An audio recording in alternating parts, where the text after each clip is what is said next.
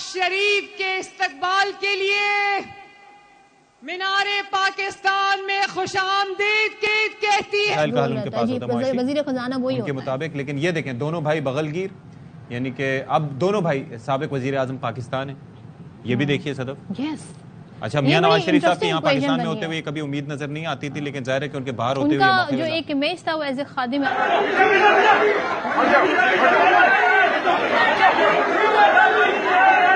अच्छा, इसका मतलब है वो यहीं पे थे। मैंने हम शाही किले का कह रहे हैं, एयरपोर्ट पहुंचे थे, साथ शाही किला गए। साथ शाही किला। लेकिन ये है कि कुछ कॉलर को पकड़ के पीछे खड़ा हुआ था और एक बंदा शेख रशीद साहब के दाएं तरफ और एक शेख रशीद साहब के बाएं तरफ खड़ा हुआ था। शेख रशीद साहब को शदीद पसीना आ रहा था। बातों में टिट फॉर टैट करूं और मैं ईंट का जवाब पत्थर से दूं।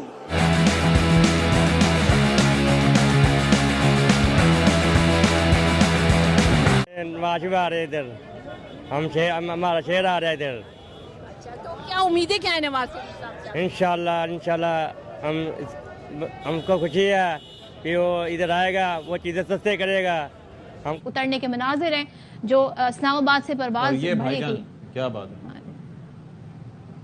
अच्छा, इसका मतलब है वो यहीं पे थे। मैंने हम शाही किले का कह रहे हैं, एयरपोर्ट पहुंचे थे, साथ शाही किला गए। साथ शाही किला। लेकिन ये है कि कुछ उस वक्त जाहिर है कि तो इस वक्त देखें कि किस तरीके से जज्बाती मंजर, इसहाक डार साहब भी उनके साथ हैं और तारड़ साहब भी उनके साथ हैं, आजम नज़ीर तारड़ साहब।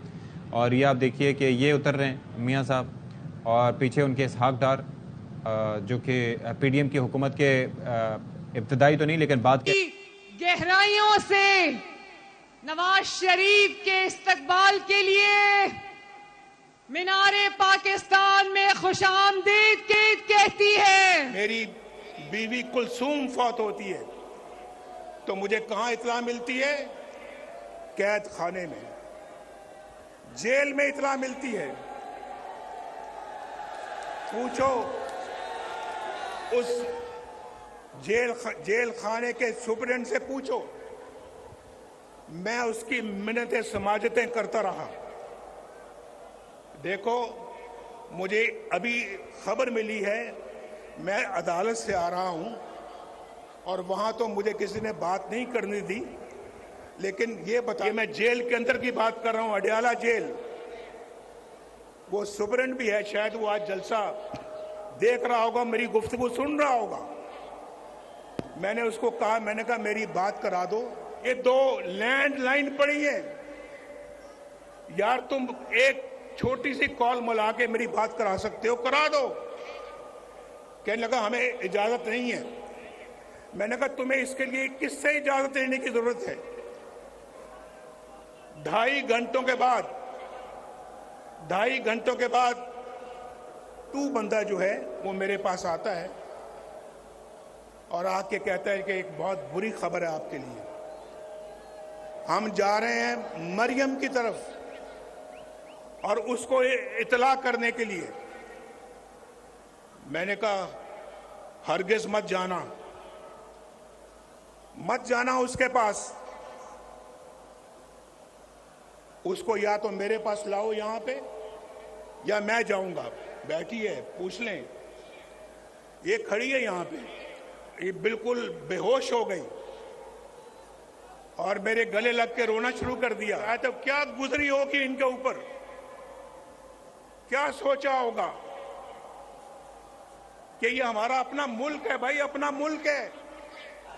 मैं ऐसे माहौल में नहीं पला कि मैं गंदी बातों में टिट फॉर टैट करूं और मैं ईंट का जवाब पत्थर से दूं। शेख साहब हालो बेहाल हो गए, शेख रशीद के पसीने छूट गए और उनकी विग भी एक तरफ चली गई, उतर गई, उनका मुंह लाल हो गया।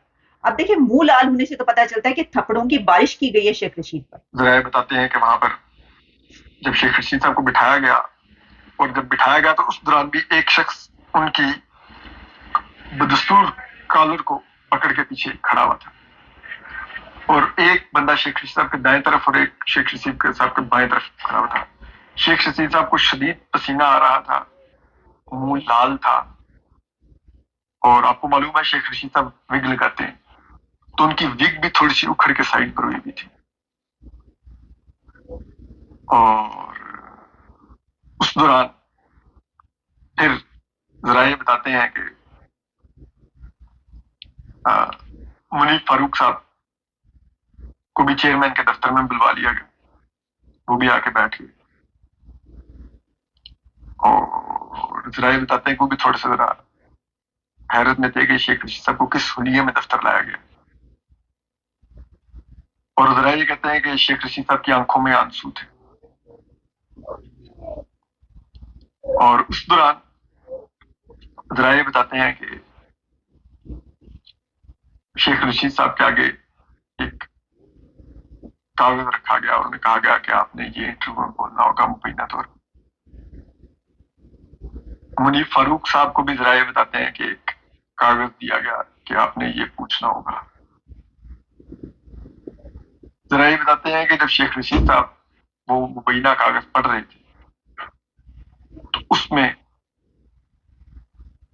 कुछ बातें इमरान खान साहब के बारे में बिलो द बेल्ट भी थी।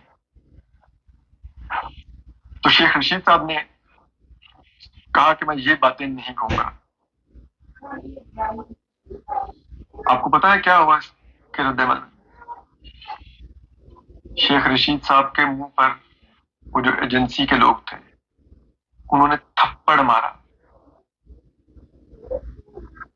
और कमरे में मौजूद जराए बताते हैं कि तमाम लोग एक लम्हे के लिए सकते में आ गए कि ये क्या उन्होंने देखा।